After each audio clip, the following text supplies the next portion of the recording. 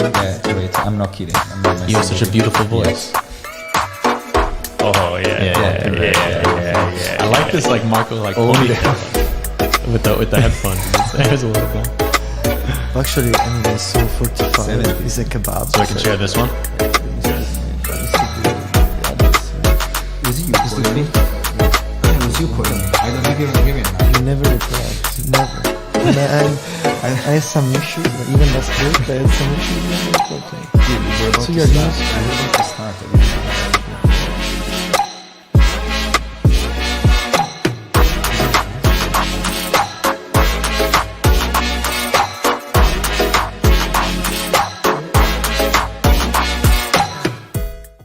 We're live. Here we are at Budapest FM World Headquarters with the one and only Marco Marchica, Hello, guys. the one and only Alberto Segatini, Hello, folks. and of course, Tom Bean. I don't know if he's the one and only, but he certainly is here. The only one that matters. The only one that matters. How's everybody doing? And today we're going to be talking about, well, a few things, but mostly about the beautiful game, Jogo Bonito, soccer, football, calcio, foci, whatever you want to call it.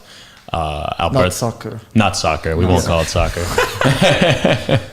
But Alberto and Marco, they both come from Italy. They both come from the north of Italy. And tell me, guys, what teams do you support?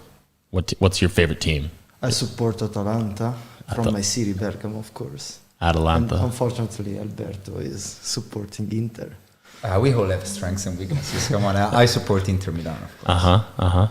And Tom and I are both massive Liverpool supporters, and I think there's some differences between the Italian game and the English game. I mean, for me, the English game is very physical. It's a beautiful spectacle on the television because they have the colors and the pageantry of the stadiums. But the Italian game, there's something more maybe sophisticated about it, and less sophisticated also. What do you have to say to that? Anything? I don't know. I think like English football is like more technical for sure, and less tactic maybe. I mean, like I think the Italian teams prefers to don't concede a goal because a goal can come whenever. Catenaccio. Yes, Exactly, yeah. While like English teams, they play football. I mean, they have always an offensive idea to play football. I think is the main difference. Mm-hmm. Do you recognize that difference playing in Italy versus playing in the wonderful league that we have here? Well, Yes, there is actually, my Hungarian team, I don't know, correct me, Willie, my pronunciation is Habej. Schwabhedge is Marco's team. He's playing. He used to call it when he told me, I'm going to play for the Schwabhegi. He's playing a proper catenaccio, so I mean they do like. What is catenaccio? Like defend, don't concede a goal, and then play counter-attacks. Catenaccio is like a big chain, literally. That's the translation. It's like what we usually put in front of the goal, right? So it's a Trapattoni catenaccio. maybe, no, not proprio Trapattoni. Sacchi. No, Arrigo not Sacchi. Sacchi, not No, he was Sacchi. big Not with, Sacchi. but even before, wasn't it Inter Milan like the 1960s? Didn't they have a famous coach like Herrera? Herrera, yeah, of course. He won like 2 Champions League in a row. In a row, yeah. Cool. So what brings you guys to Budapest anyway? Why did you end up here? I mean, I'm working here, so I had an opportunity to come here. For who? Who do you work for? I work for Sony. I'm doing logistics, and yeah, I came here. I love the city. Immediately, I met you guys, and I was lucky. I mean, And that's why you stayed, because you met us, right? yeah, I mean, like actually, I have to come here to the podcast to talk with you. You don't give me any opportunity to talk. Marco, with last night. We saw each other last night. Don't give me that gruff. Don't give me that gruff. Not on my podcast. No, you. it's Yeah, true. guys, it's true. It's true. It's true. It's true. And Alberto, you came here also? Yeah, I came here for an internship at first, and then I found a job like 4 or 5 years ago. And I met you guys actually later on. I think we met 1 year after I came to Budapest, because you, Tom, you were not here when I came in 2016, right? And you were not here either. No, I came in 2018 for this when I came. Right. So yeah, I still work for ExxonMobil, but we're actually moving, as you guys know. Ah, So But when congratulations. When did you arrive to Budapest?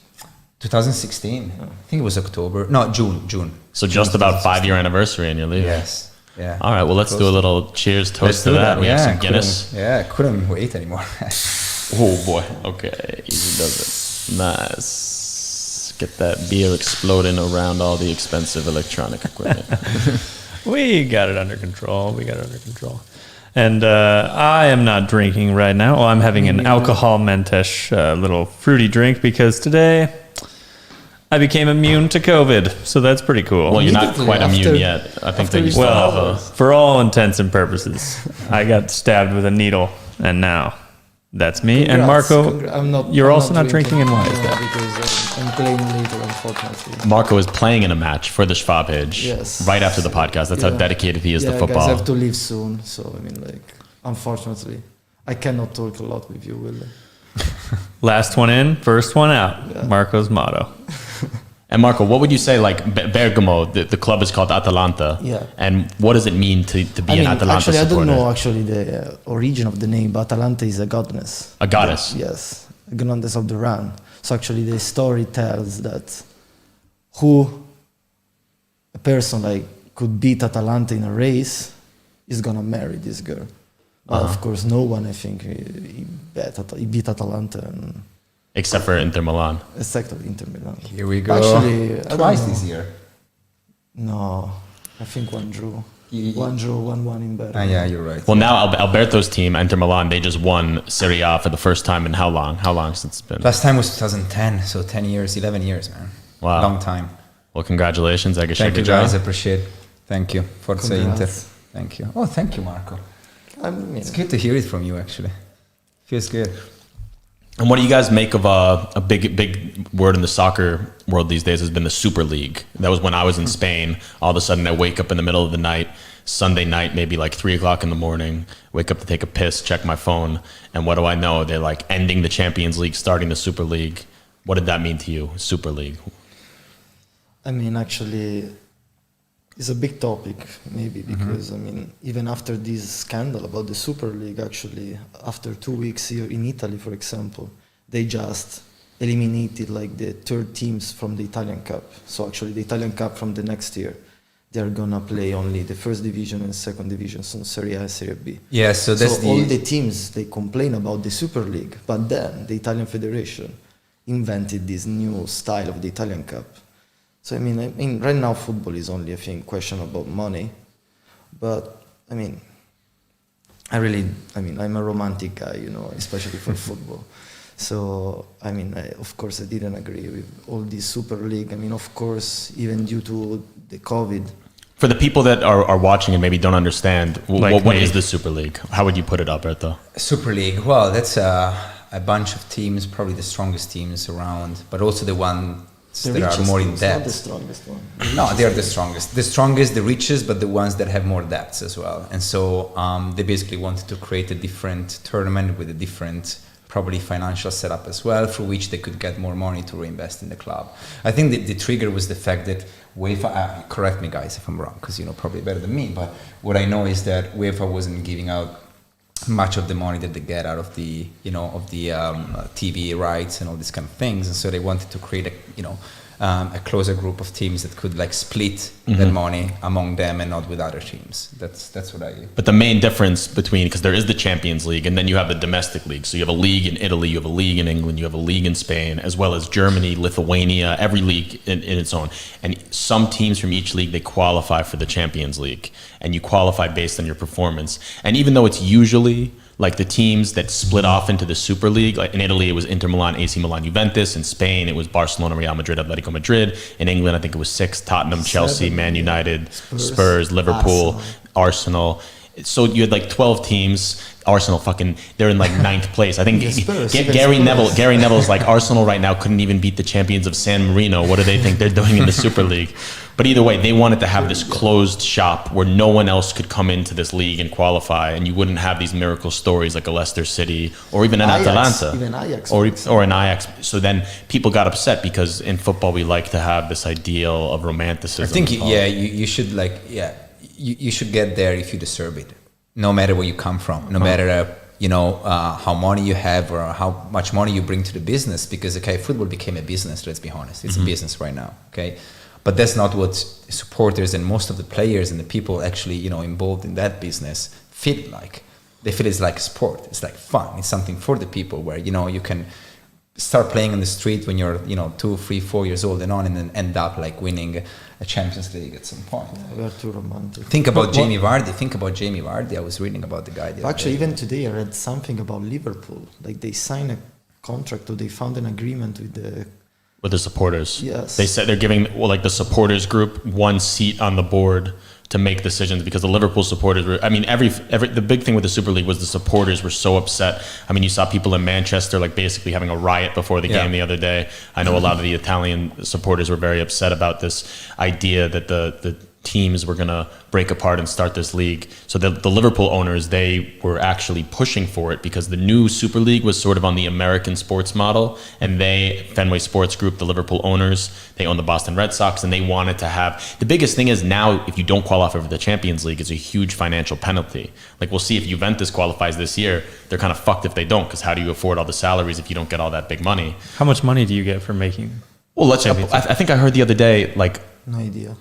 Liverpool got like $90 million pounds for winning the Champions League, and I think Chelsea in the same season only got 20 million for winning the Europa League. So there's quite a big gap between the prize money that you get. And I guess you make money from playing those games. Like the teams make money for the publicity that Television contracts. Right. Oh wow. But then what I don't get about the Super League is like I woke up and I just see Willie, you're making like crazy angry stories, like, and this is just what everywhere. Everyone's just like so angry and upset. And like, as I learned more, I still don't understand what people are upset about. As I understand, it's just a bunch of rich dudes at the top trying to like make this go through, and they dropped it. And then everyone was saying, this is a horrible idea. Let's not do it. And then it didn't happen, but people are still upset. So I don't really understand. I feel like it's just the people at the top that made stupid decisions. And now it's not happening, and so it seems like a good thing. But the fact of the matter is that these guys, these owners that aren't accountable to anyone, they have literally the ability. And not only would the Super League be bad for the fans, it would also directly harm a lot of the lower teams, because right now, like, you have football infrastructure. But it didn't happen. Yeah, I know, but the fact is that they wanted it to happen. They disregarded. But they couldn't have done it like themselves.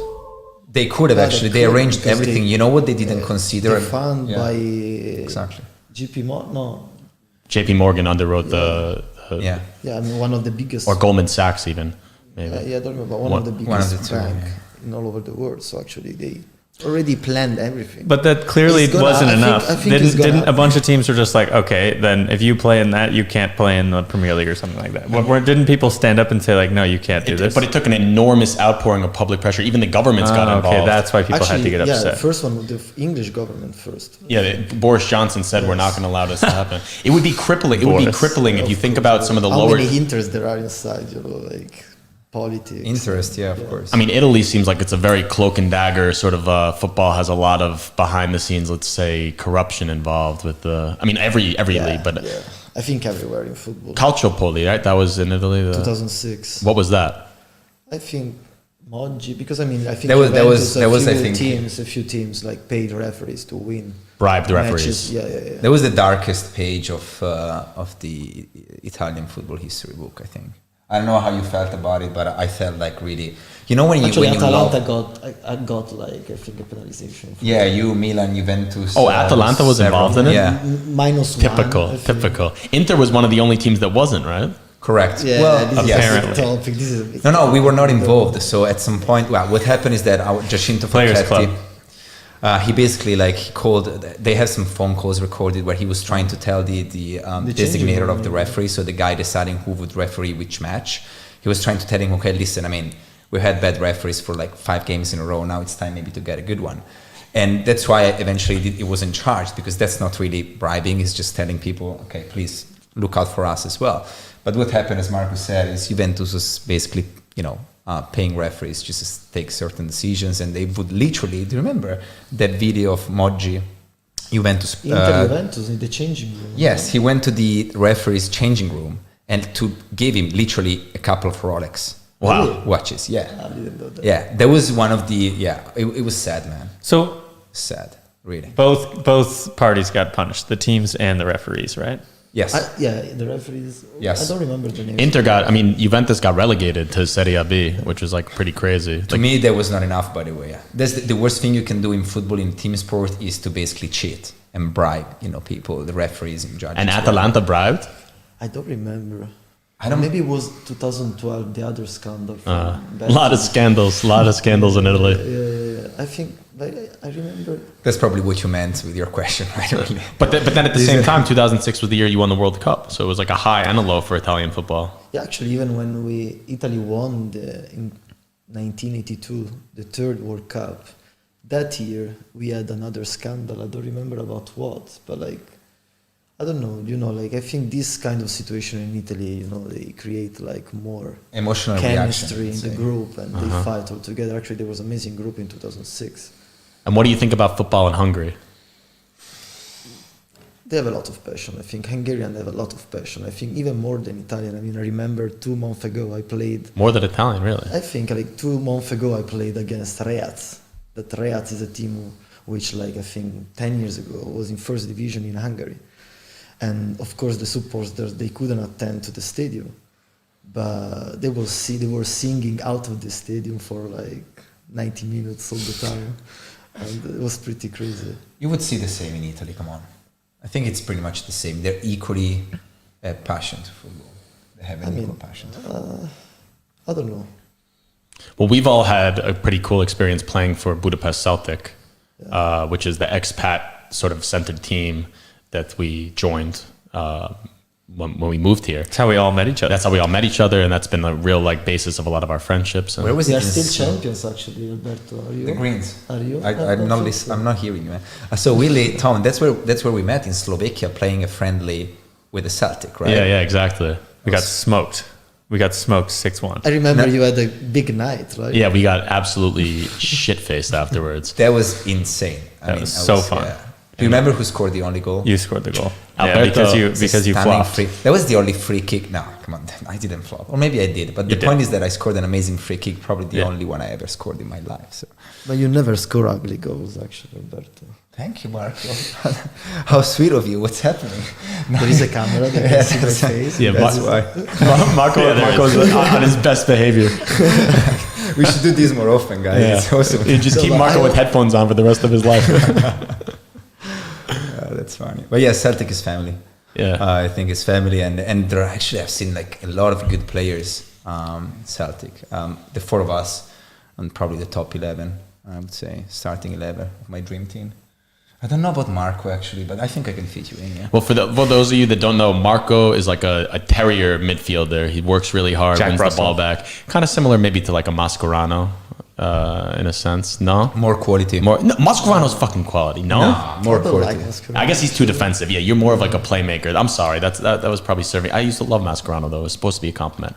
And did he play good in Liverpool? oh, amazing. Yeah, he was my favorite player. Yeah. He won a Champions League with you, right? In 2000. No, because he came after. He got to the final against AC Milan in 2007. But and Alberto is more of a striker. So Marco's midfielder, Alberto's striker, goal scorer, fox in the box. Tom is a jolly.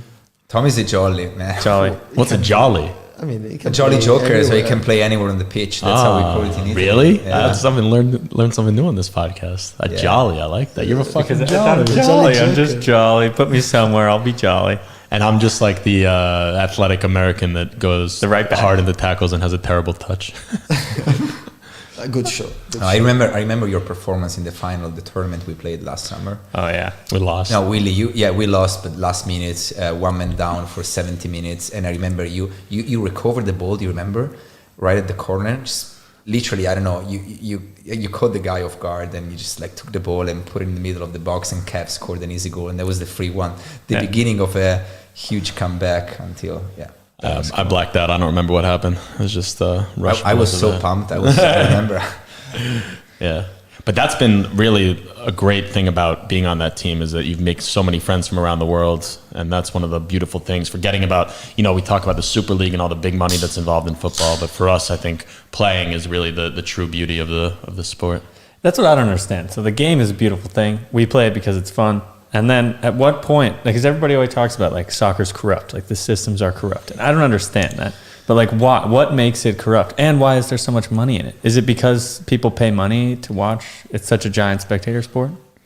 Well, it's the biggest, if you think about advertising and like what people pay for in like content, if it's any sort of content, whether it's movies, whether it's film, whether it's television, soccer is something that captivates people's eyeballs, and they're not only their eyeballs, but their emotions. So it's very easy, like if you own a club, to manipulate people's emotions and basically use it as your personal piggy bank. But then again, like it's very financially difficult to own a club. You don't really actually necessarily make that much money. Yeah, no, not at all. My dad, guys, my dad is president of a club in Italy, like the lowest division, but we have an academy. So we have, young kids from, I think, 5 years old onwards, 7, 8 teams. And it takes a lot of money to run a club on a yearly basis. We're talking about hundreds of thousands of dollars every year. And so, of course, it's not easy. When do you start getting money? At any level, actually, depends on how you run the club. Yeah. It's a matter of transparency, interest, right?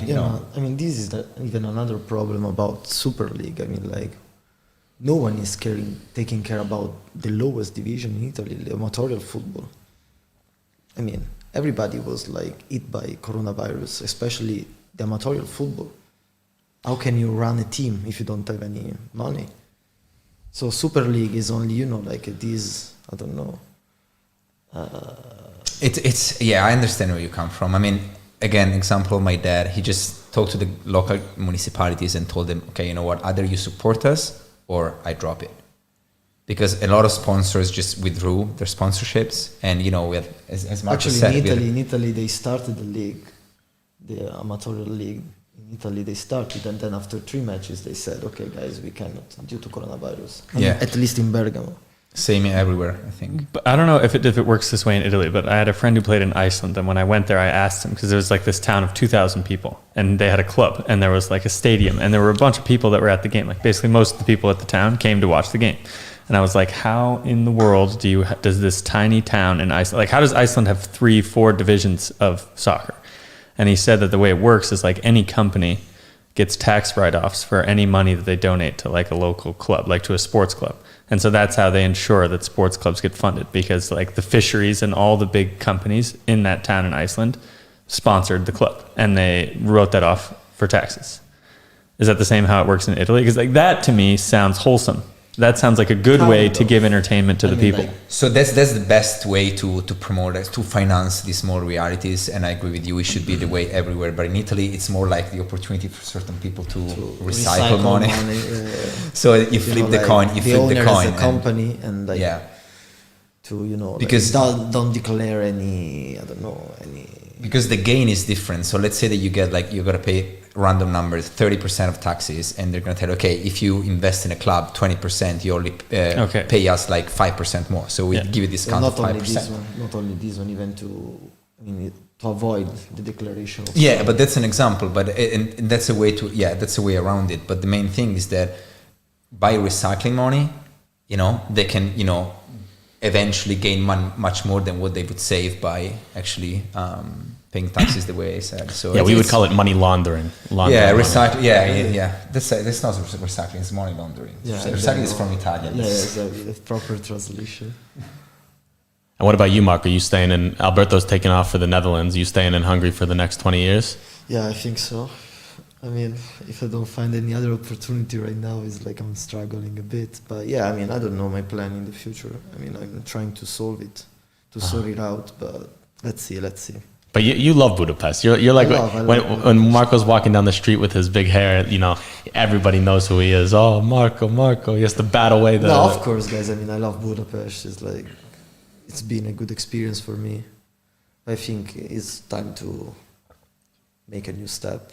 Do you have plans, ideas? Yeah, I mean, Spain for sure. Where? I would love to the south, but it's pretty hard to But I thought San Sebastian is your place. No, San Sebastian is the north. But you lived there. I lived there. You don't want to go back? I don't know. I prefer, I think, the south. Okay. I called San Sebastian the Bergamo of Spain. Actually, people are a bit... Not cold, but you have to, fight a bit too. Is that a compliment or? I don't like Bergamo people in general, so it's not a compliment. The Bergamaschi? Yeah. The really? Yeah, I mean, they're a bit posh and snob. The mindset is really bad. How is it? Isn't it next to Milan? How can a city next to Milan be snobby? I thought Milan is kind of snobby. Because it's small, people remain in Bergamo and they stay there because they think the city is beautiful. They can give you everything, but it's not true. Mm-hmm. And of course, your mindset is gonna be always closed. And Milano is even more snobbed than Bergamo, I think. I think There is a historical depends. reason. In You Milan- told me about it once. Yeah, but I don't think so, because I mean Milan is like super international. Like Milan can offer you everything, and there is every kind of people and every kind of typology of people actually. So it's not. I think it's pretty different. Nice. I mean, I don't like Milan neither, but this is totally different. Where do you like in Italy? In Italy? I mean, I will touring Sicily. right now. Sicily, I was about to say, yeah. Sicily would be amazing, guys, but like it's really hard to find a job. No, you don't think Become a Yeah, fisherman. yeah, I think so. Yeah, yes, indeed. You know how to fish? so? Nah. Oh, okay. No. But you've been working on your Hungarian lately, haven't you? Okay, slowly. Give us something. I learned Halmos last day. Almos. Yeah. Sleepy, Almos. right? Almos, it's Sleepy. kind of. It's like sleepy, yeah. Almos was actually Yeah, I guess I'm doing this course within the company, but I mean, like, it's not so good. I mean, like, I don't study a lot. I should, like, take my time and study a bit of Hungarian. But actually, Tom now is a pro. 10 minutes a day. 10 minutes a day? I don't Is do enough? it. No, yeah, but if you do 10 minutes a day, that's a lot more. That's 10 minutes more than you're doing right Oh, now. of course. Yeah. But I don't think it's enough. More, better than what you're doing right now. Yeah. Step And by me step, as well. Marcus. Step Yeah. by step. step by step. You'd be Yeah. surprised how far you could get. No, of course. After like 3 weeks of that, you'd be I surprised. was going with your Hungarian. It's okay. I need to practice more. I've stopped practicing. And that's a problem. Marco, I'm just not improving. what's your favorite bar in Budapest? Bar. Yeah. There are a lot. Kospont. But no, Kotspot, no. I think now, I mean, Feketekot is pretty cool. It's pretty local. We were there last night for a it's pint there really- too. I like it. Then Is that why you're a bit hungover? a bit, but because I didn't have dinner, I think. I don't know. But then there is another cool bar in Buda, close to Szalkalmantare, Nemet Bar. Is it correct? Nemet bar. Nemet Bar. Nemde bar. Nemde Bar. Nemde bar.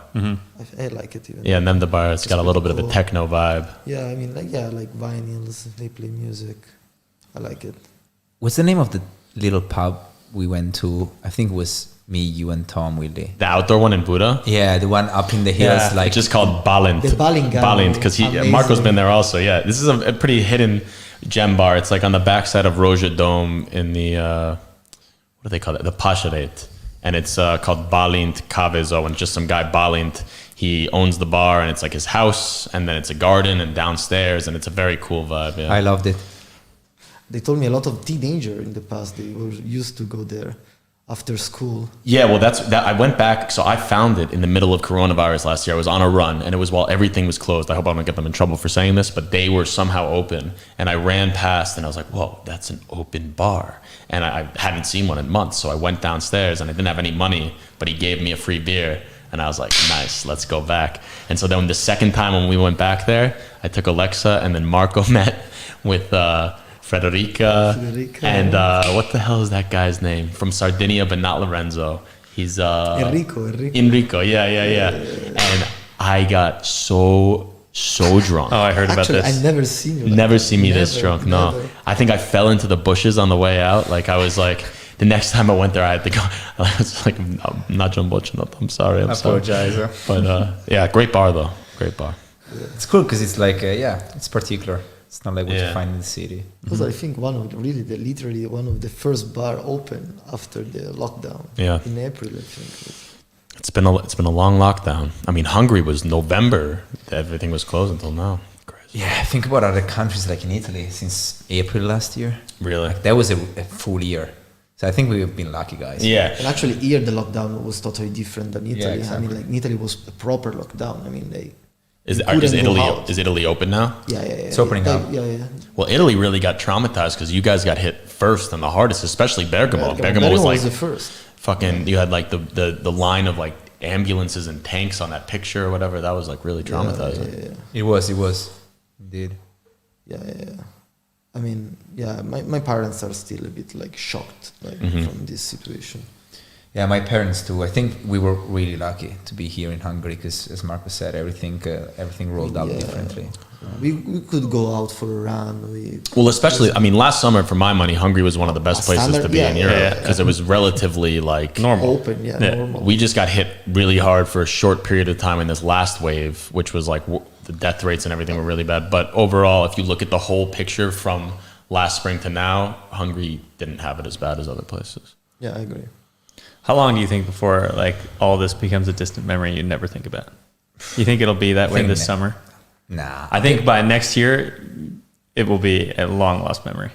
I don't think so. I think, like socially speaking, that's this what I mean. will affect people's behaviors. It will affect mine probably. I mean, I can't be 100% sure about it, but that's my feeling. I think even people forget about it. I mean, like, But forgetting is one thing, but reacting even unconsciously to memories is different. That's a good point. No, I think definitely we'll have some subconscious scarring and transformation. I mean, some of it's like potentially a good thing. For instance, hygienically, like I think about some of my habits before coronavirus and they were like disgusting, like absolutely disgusting. I mean, especially when I was younger, but even so, like just sharing like drinks unnecessarily. And now it's like almost gives you a visceral reaction. Like, oh my God. But you think about back then, you wouldn't think twice. Oh, give me a bite of that. Give me a sip of that. And just, that's what I mean. You're going to think that. You think that now. A year's going to go by and you're going to be in a situation where you're going to get a drink shared with you, or you're going to have a table shared dish, and you're going to think like, oh, it's kind of weird, but you're going to end up doing it. And then it's going to be like less weird. So then the next time it happens, you're going to feel a little bit less weird. A year from now, you're going to go back to the way you were acting before. Most people will, I think. Yeah, I agree. Next time I'm going to want to get a bite of your pizza, I'm going to have you sign a declaration saying whether you've been sick in the last 14 days and stuff like that. So be ready. I'd like to think that this sticks, but I don't see it happening. No, I mean, it's not necessarily a good thing. I mean, there is some case also to be made, like we need to get used to each other's germs, and humans have been living this way sort of close together for such a long time. And it does make you a little bit more resilient if you like aren't scared all the time. So I don't know. But then again, you look at like some of the Asian countries and they got hit by an earlier wave of viruses than us back in 2002 or 2006, whatever it was with the SARS. And you see like Chinese tourists and they always wear masks. Maybe that's more about just they're used to the pollution in Beijing, but maybe also, I don't know. No, I think that might be something that sticks, like mask wearing and travel and stuff like that. Maybe, but I hope very little of it sticks. I'm very sick of all the coronavirus bullshit, but yeah, gotta live with it for a little more. Yeah. And again, I think it's going to be the youngest generations who will suffer a bit more. You know, imagine those like 18, 20 years old folks who are about to go on Erasmus, or the young, kids that could not socialize, you know, so it's going to be tough. And in some ways they might also be like rocketing into like, imagine if you were a kid finishing college doing everything remotely, and then you go into work and you're like already in a remote universe. Like, I don't know, that could be, you could look at it in a way where they're like being conditioned for the future of work as well. They're just being conditioned to become corporate slaves. Yeah. I mean, there is some case to be made that this has all been like orchestrated by some shadowy world order, and maybe also runs the Superleague. I don't know. Yeah, and but it didn't work. Yeah, tell me about this guy, because that's the big thing with the Superleague is that there's this like comic book Alberto villain. knows more than me this about comic this book guy. villain that owns Juventus, or he's not owns it. His family, Agnelli. Yeah, but I think the father was historically. The father was it's a good different guy. I mean, generation, exactly. Was a gentleman. Yeah, the father was a gentleman, and yeah, a gentleman, a bit weird, but was a gentleman. And they also own Fiat, the car company. So there's always been like a mix of as Mark said, interest in there. You know, Fiat, the government, Marchica Juventus. was even involved by I in think Juventus, or only Fiat. No, never. Only Fiat. Only Fiat, Okay. yeah. But that's besides the point. So Agnelli, this guy, new generation, 4 years old guy, I think, running in his 40s, perfect English, always being, socializing, networking with people. And he became like, I think, vice president for UEFA, something like that. Was running Juventus very well. Really? Yes. Running Juventus, vice president, or he was like very close to yeah, he's some sort of corporate job in the UEFA, yeah, for sure. Yeah, exactly. So he's always been smart, they say. He's been running Juventus very well until they bought Ronaldo 2 years ago. That was debatable, but I don't know why he didn't like really evaluate the situation now with the Superliga properly, because he underestimated the power of fans people. and the power of people, mainly fans and players, coaches, really those people, just playing everything. Everything. I don't know what they had in mind, really. I don't know if you guys know about EuroLeague for basketball. I don't want to Exactly. extend the topic, but it's kind of the same, no? The same happened for basketball like 20 years ago, 15, 20 years ago, where this brand EuroLeague like took over from FIBA, the organization planning everything about the basketball Champions League, and they did it very well, so much better than how the Superliga tried to approach this whole thing. And most of all, they already owned all the media, the marketing, so they basically owned everything except the organization of the events. So for them, it was really, really easy and fast to just say from one day to another, I put together 20 teams, I have all the infrastructures, everything ready there to run a tournament. I don't need to start from scratch. Yeah. And I have 20 teams, not 12. So there were differences. Right. For basketball, it went through. Now we have only Euroliga. But how is working the Euroliga? I mean, it's working with licenses. So it's a similar concept as the Super League, but much more articulated and much better articulated. But the teams are always the same? No, you get a license for like 2-3 years, depending on your financial background and your sport results, basically, like what you achieve on a yearly basis, and that rotates every 2-3 years, right? So you get a license, you get it for like 4 years, 5 years, 6 years. It really depends. So there's usually a bunch of like 15, 20, 18 teams which are the same, and then other teams rotate. That's how it works. Yeah, I don't think that this Super League topic is over. I think in 10 years, 15 years, we're gonna talk about again. Well, it's interesting because also now, like the Champions League is the format is also very advantageous for the big teams. UEFA, they're not angels, guys. It's not. Yeah, that was the Super League was the best thing that ever happened to UEFA because now they like look like the heroes, which is ridiculous. But what are you gonna do? What are you gonna do? We can only just. That's part of the game. What if they had just like a fan submission, just like how do we build a better league? Do you think that there should be a better version of the Champions League? The problem with the Champions League is it's just so like dictated by money. Like even now they want to make the group stage. The group stage Champions League when it first started was the European Cup, and you had one winner from each league all over Europe coming into the tournament. So it was really like a pan-European thing that showcased all the teams from all over. Slowly it's become like the 4 English teams, the 4 Spanish teams, the 4 Italian teams are kind of the dominant force. Let me ask you a question. What do you think is the main reason why nowadays clubs have to spend more and more every year? It's not. The answer is not inflation. Why? It's not. Indeed. I think the answer is players cost more year after year. Okay, and that's why I get my personal, solution to this maybe non-existing problem. I don't know, because people like Champions League, they enjoy it every year, and they wouldn't think about changing it. Is salary cap. That's the American model. That's how you kind of like limitate the amount of money that goes around every year, depending on how much money the business produces. So that's why I like the salary cap model that you have in the US, guys. I don't know what that means. A salary cap is like, for instance, each league in America has a slightly different way of doing it. Like in baseball, you can break the salary cap, but you have to pay a tax. But basically every team in like the NFL, for example, every team has to only spend like $60 million on their entire team's salary. Oh, that makes sense. And so then it has a little bit more equality. Right. So there are different dynamics kicking in, but from the point of view of, how much teams can be competitive. There's much more balance. Precisely. So you mentioned before, what is the price to win the Champions League?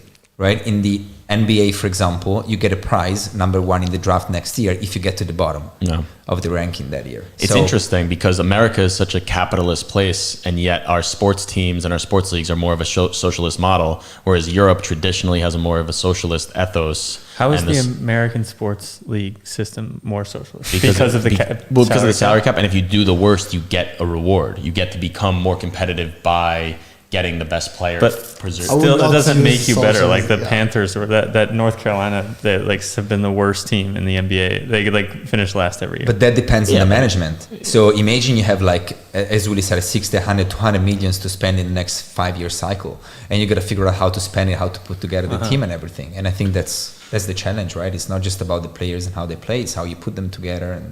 Okay. But for example, what happened to Manchester City? Manchester City got eliminated from Champions League for 2 years, and then they said no, he can join Champions League. That's the failure of financial fair play. Probably it was never applied strictly as it should have. Exactly, they don't. Financial fair play was supposed to be like a salary cap in a way, but it was just very poorly administered. They don't care about the. Well, Man City, for instance, because it was supposed to be that you could only spend the money that you generated, but Man City is owned by the Emirate of Dubai, or whatever at Abu Dhabi, and so they could say, oh, like now the random like oil company that or not oil, but it doesn't matter, whatever random affiliate is going to give Man City 200 million pounds a year because that's going to be their new sponsor. So now they generate 200 million pounds a year as like Man City, but no one really would ever sponsor in a fair market Man City for 200 million because, you know, they're just a tin pot club that. Yes, it's terrible. I mean, really. But I also like we should like really stop watching. But then this is what I don't understand, because this is what I started hearing when the Super League exploded. It's like, okay, let's stop like watching soccer, and I don't understand where that comes from. Is it because of the corruptness of the? No, because if you stop watching, you don't give money to this system. Right. And you would just drop the greatest game. Like you would stop. You would just go to local Hungarian games. Yes. I'm in. Yes. I'm in. Like Tom Holland, the guy that we saw before when we were getting our chicken sandwich, he was sitting down there. Oh, really? Yeah, just eating the chicken sandwich. Yeah, I asked him, I was like, yo, are you going to watch the games on Sunday? Like all the final Premier League games? And he's like, no, all the games are going to be on Sunday at the same time. And he was like, what? I was like, the Premier League. I was like, oh yeah, no, I'm not. Like, what? He's just going to go to like, he prefers to go to like a, some random. But then if you have like, football, especially during the coronavirus period with no fans in the stadiums, has gotten like a little bit less passionate for me. But then like the other day when I saw Alisson score that 95th minute goal, now you're back on board. Crazy. Now you're back on board. To paint a vivid image in your head, I was completely stark naked watching the game on my bed. And when Alisson scored, I just was like running around the house like, it's fucking amazing. The goalie in the 95th minute. Have you ever seen that? My goalkeeper. There was a goalkeeper in Italy who scored against Milan. Toldo against Juventus. That was like, he probably committed 3 fouls to push that ball into the goal. But it's past. That's pretty funny. He's the goalie. I want to try some of this Texas whiskey. Let's do it. Thank you to Jared, Chris, and DJ. They introduced me to TX whiskey. TX. Beautiful nights in the hotel when I was working there. So you've been to Texas a few times. I've been there, yes. I've been there for like 5 months overall in 2018, like 2-3 occasions. I've never been there. Never been to Texas. Well, it's interesting. Lovely people, really lovely people, but it's a very controversial state, or I would say reality in general. Like you talk to people and you realize, there are many differences really compared to, if you compare Italy and Texas, I could never imagine what it would be. And there are many connections as there are many, differences. And as I said, it's controversial, but I enjoyed my time there. It was great. So none of you have ever been to Texas? No. Marco, you should go. Have you been? I don't think I have. Wow. I mean, I've flown. Guys, it's actually the biggest state in the US, isn't it? It was a pleasure All to right. talk with you. Fairly well, Marco. Really. Yeah. And see you tomorrow, guys, no? Absolutely. See you tomorrow. It's a big weekend for Alberto, the farewell. Yeah, it's going to last 3 days. All my time is for you. You cannot complain, you know that. I'm not. Actually, it just started and it's been awesome. So. Yes. We appreciate you coming, Marco, before your match and everything. It shows a great sign of commitment and solidarity. We're happy for it. But see you soon. Arrivederci. Forza Atalanta. Forza Atalanta. Forza. Ci vediamo. Ci vediamo. Now go and shine. Yeah. Good luck, Marco. It's been great. Thank you. All right. Well, here's for Marco and Texas. For Marco and Texas. Ciao. Bye bye, guys. Ciao, Marco. Love you. All right, quick. Now that he's gone, we can say bad things about him. About Atalanta or about Marco? About Marco. How's this Nice. whiskey? Do you like it? Mm-hmm. It's nothing extraordinary, but No, it's good. It's very, very nice. What kind of notes? What kind of notes are you getting? Hickory wood. Nice. Some mellow caramel, maybe a little buttered popcorn on the caramelized popcorn. Caramelized popcorn. Thank you, Alberto. You got it. Thank Very you. good. Very I think good. we got about 15 minutes left in this show. It's been a pleasure so far. Is there any topics that you wanted to delve into, Alberto? Well, guys, I'm moving to the Netherlands. So how about we link up to the Netherlands? Because Where are you going in the Netherlands? so we're going to The Hague or Den Haag. Uh-huh. It's like a town. I think it's the 3rd biggest town in the Netherlands after Amsterdam and Rotterdam, of course. It's on the North Sea, so it's very windy, pretty cold, and very rainy. I'm not sure how I'm going to cope with that. But, It's a very famous city, especially from like an international diplomatic perspective. I think the international criminal court's there. Some of the other things with the European Union. Yeah, I don't remember specifically, but yeah, there's a lot of expats, a lot of international realities over there of different kinds. So we are excited, really excited. Fish. You can eat fish there. So the only thing that we really wanted to have in The Hague was like either a rooftop or a little yard. That was the conditio sine qua non in Latin, means like the only requirement of the accommodation, and we got one. Nice. So second thing, I'm gonna buy barbecue, a barbecue machine or something, Nice. and then I'm gonna buy a lot of fish every day probably. It's Gas barbecue or charcoal? I haven't decided yet. I'm trying to make this decision now. It's a big one.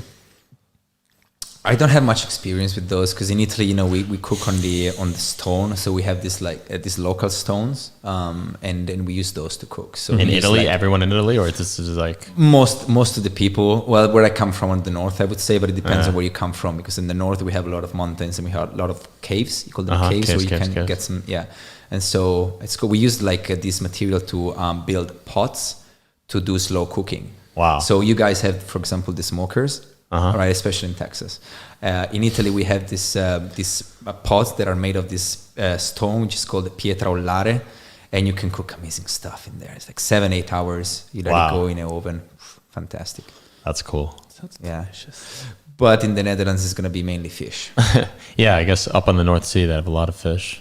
That's cool. I miss that in Budapest because, you know, Yeah, we're landlocked. far from the sea here. It is tough.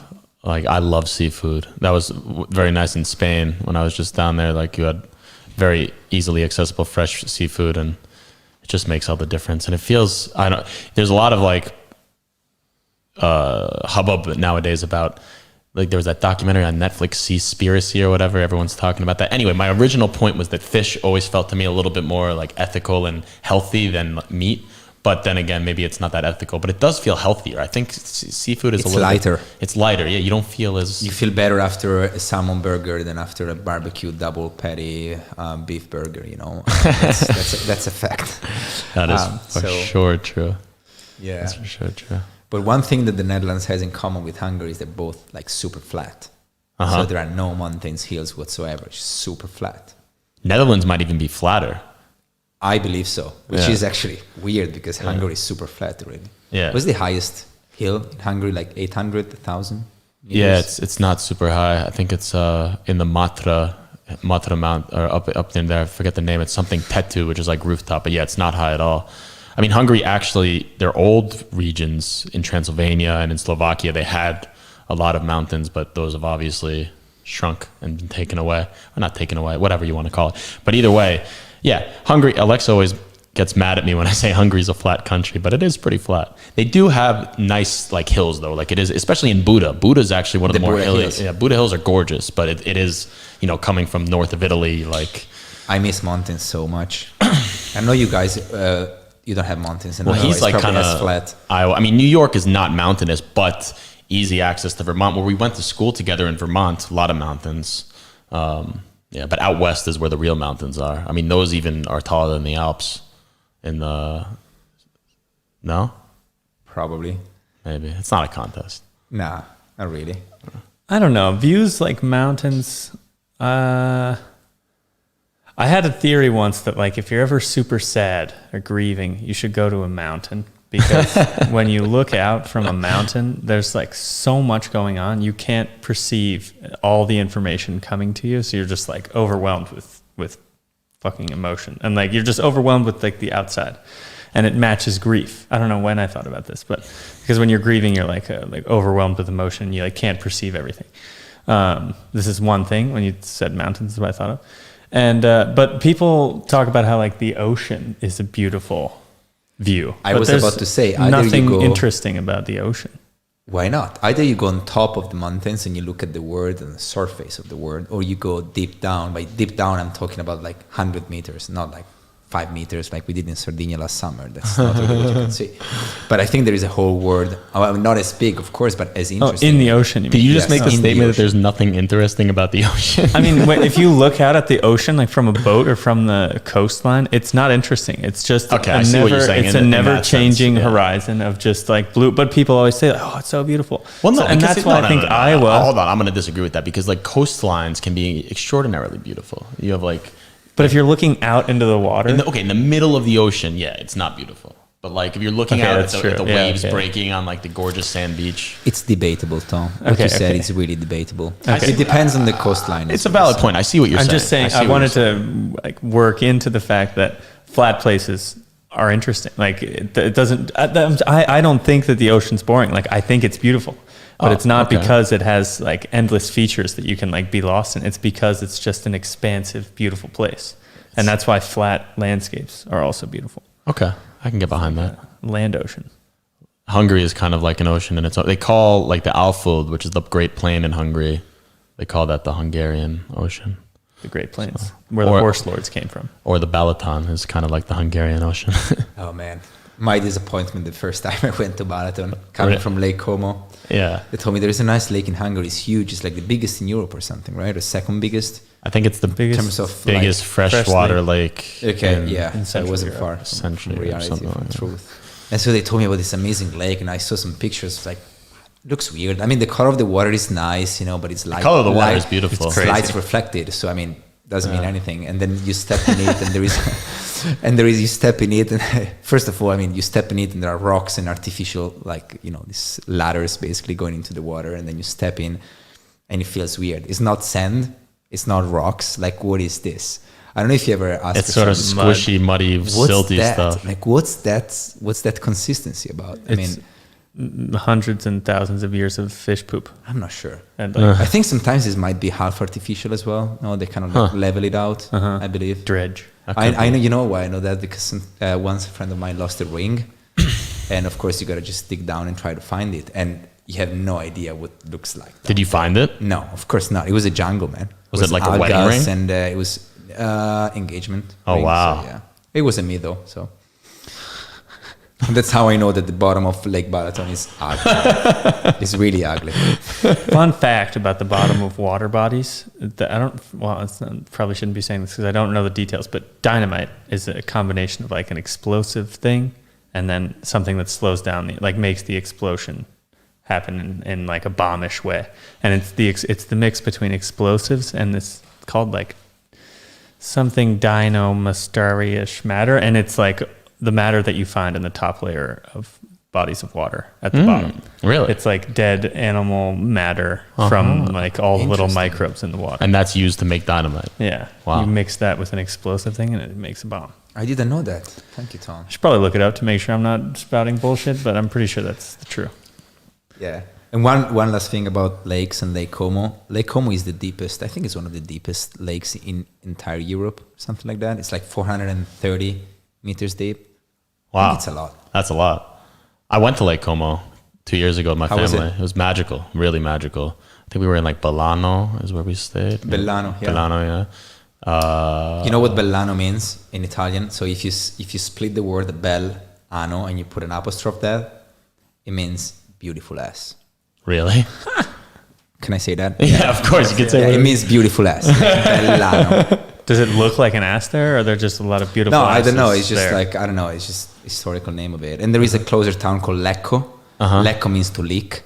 And so sometimes, when you see on the map, you have Lecco, Like the Bellano. beautiful hat. Exactly. Nice. That's cool. But no, but Lake Como was gorgeous. We loved it. It was a great family trip. My mom, 2 brothers, Alexa.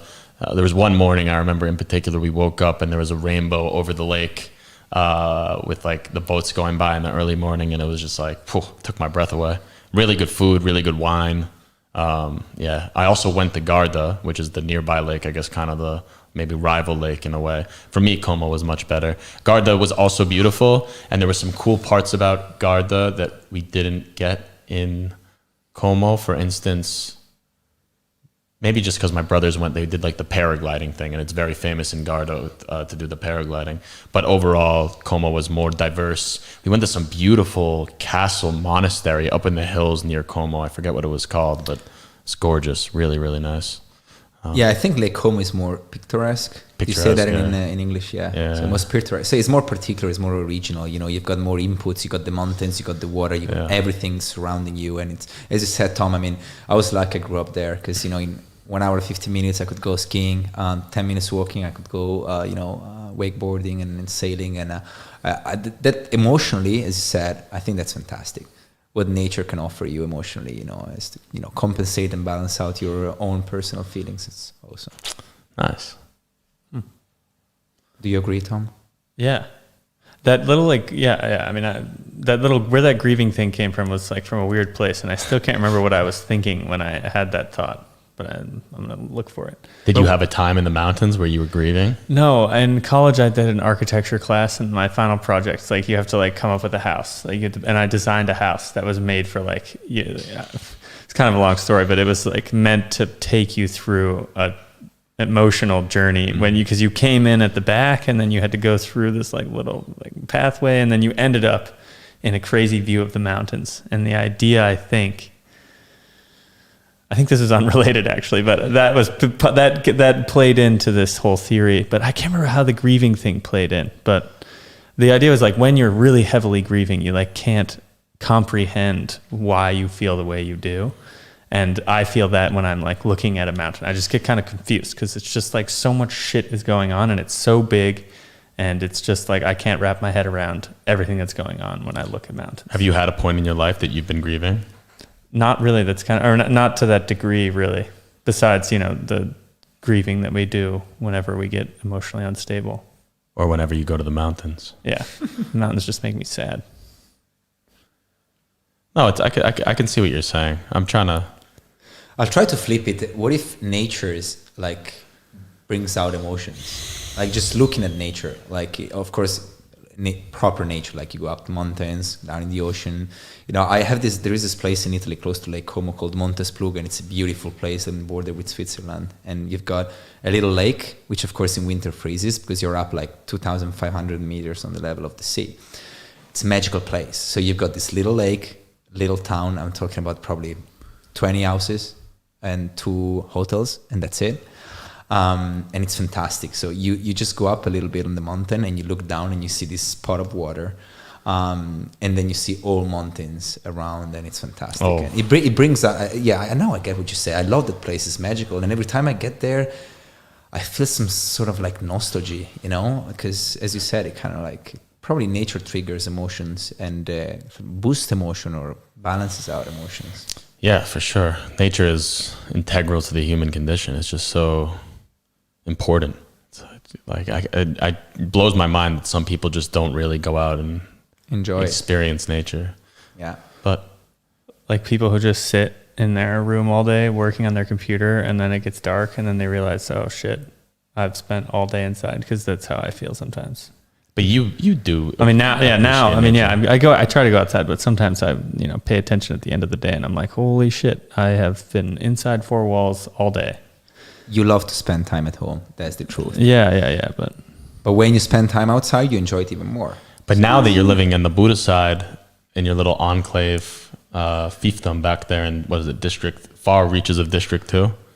Far reaches 2A, I've heard recently that it's called, because District 2 is so large that they actually split it up into 2.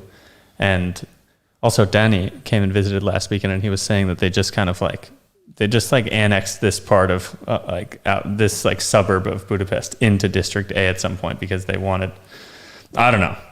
Yeah, District 2A. It is weird. It sort of sprawls out there. Huvesvillage is like the name of the neighborhood. Or you're not in Huvesvillage, you're past Huvesvillage, which is Cold Valley is Huvesvillage. Okay, I found the note that I wrote from 2015, August 29th. Vastness is the name of this. This is a note that I wrote that when I had this thought the first time. Vastness. A vast experience or deep feeling can be better understood or healthily understood if you take your time to experience some visual vastness, like a huge, gorgeous mountain range, to help you explore and appreciate the vastness of such an emotion.